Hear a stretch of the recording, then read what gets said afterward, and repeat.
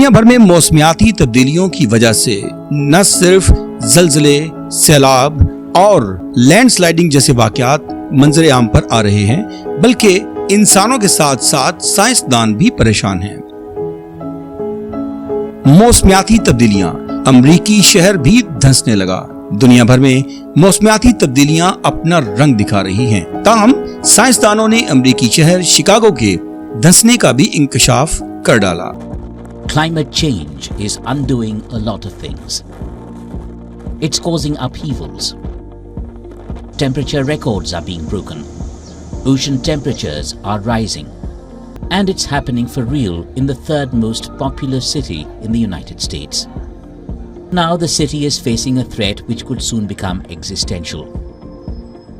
Scientists are calling this phenomenon underground climate change.